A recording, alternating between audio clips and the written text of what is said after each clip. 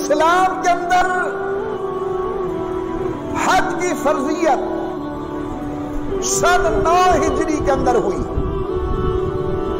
इमामुल अंबिया सरकार दो आलम सल्लल्लाहु अलैहि वसल्लम ने 9 हिजरी को हजरत जनाब सिद्दीक अकबर रज़ी अल्लाहु ताला अन्हो को अमीरुल हज बनाकर मक्का मुकरमा रवाना किया।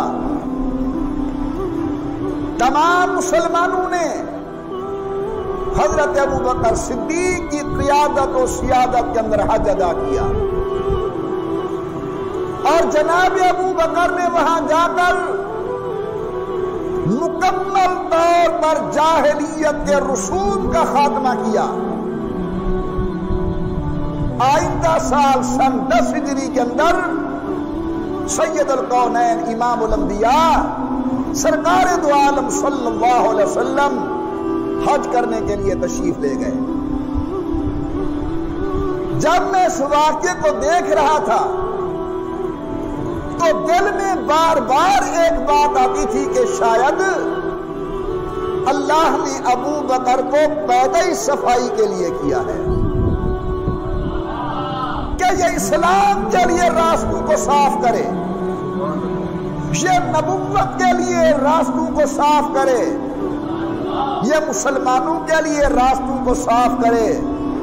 जब हुजूर अकरम शब हिजरत गार में तशरीफ ले जाने लगे तो सिद्दीक ने गुजारिश की, आप ठहरिए, मुद्दत से वीरान गार है, पहले मैं इसे साफ करूं फिर जनाब तशरीफ ले आए। नबुव्वत के लिए रास्ते को और जगह को अबू बकर साफ कर रहे हैं। आज हज बैतुल्लाह है, पहला हज सन 9 हिजरी के अंदर।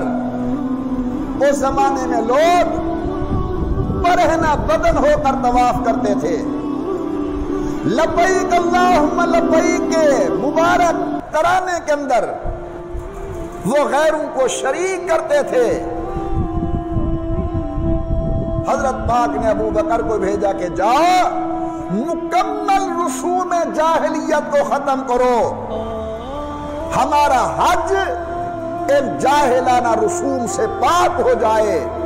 अबू बकर के जाने से, हजरत के हुक्म के मुताबिक ऐलान करने से जब मुकम्मल सफाई हो गई तो अगले साल सैयदुल कौनैन इमामुल अंबिया सरकार दो आलम तशरीफ ले आए।